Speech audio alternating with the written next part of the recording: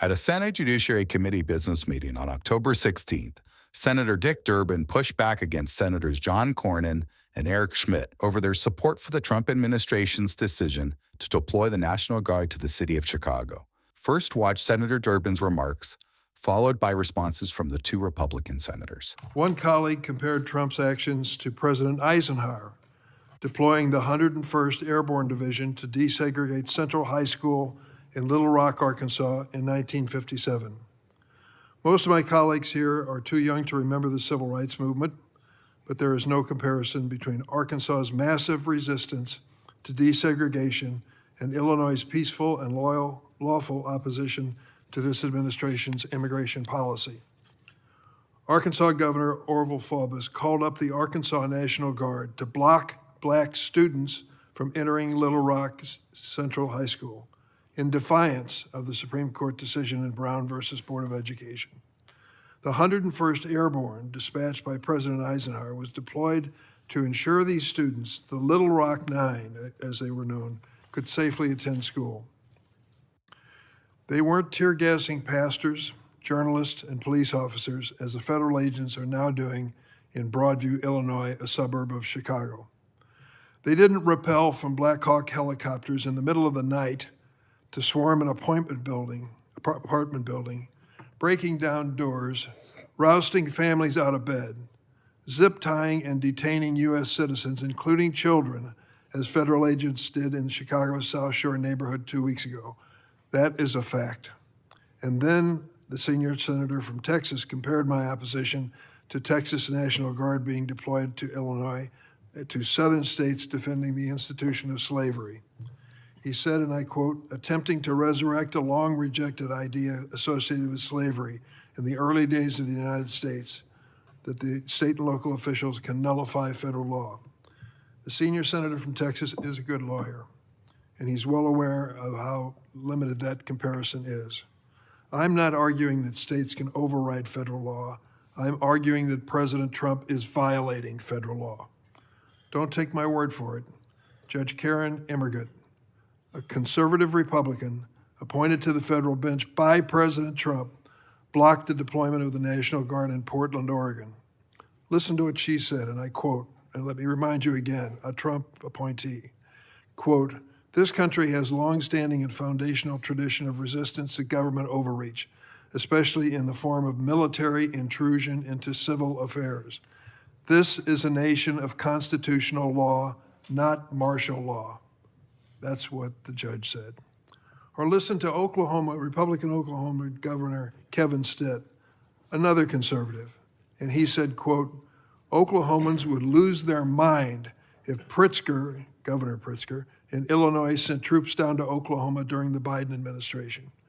I'm sure they would have. And I'm sure at a guarded moment and by secret ballot, every member of this committee would agree. Here's the reality. The president's actions are about politics, not public safety. For the past 2 decades, the murder rate in red states has exceeded the murder rate in blue states. But the president is focused on Chicago, where violent crime is down dramatically. We should build on that success and work together, not undermine it. You said the president violated federal law, and what federal law did he violate by sending National Guard troops to Chicago? Well, the question is, what federal law did he follow to send those troops, and he couldn't produce it in the court in Oregon? I'm sorry, I didn't understand that. It's been contested as to whether he has the authority to send in the National Guard. In the court in Oregon, I just quoted the judge. There is no basis for his doing so. You didn't say what federal law, what law he violated. Is it illegal for him to send federal officials there to enforce there are legal federal authority. law? There are legal authorities for him to do it, and he hasn't been able to establish in court successfully that he's followed them. Well, I wish if you're going to accuse the president of violating federal law that you could actually tell us what law you think he violated. Well, I asked the senator from Texas, why does he keep bringing up the Insurrection Act? Well, he hasn't asserted any right under the Insurrection Act. For good reason. There is no basis. But this is, to answer your point about the border, in the absence of federal law enforcement along the border, or actually when the open border policies of the Biden administration were in place, Border Patrol was overwhelmed, so Governor Abbott sent National Guard and Department of Public Safety to the border to back up the border Of his patrol, own state? not to enforce the law, State, but to Texas? supplement their efforts so they would free them up so they could deal with the challenges that they had as a result of the being overwhelmed. Were these border areas in your state of Texas? Say that again?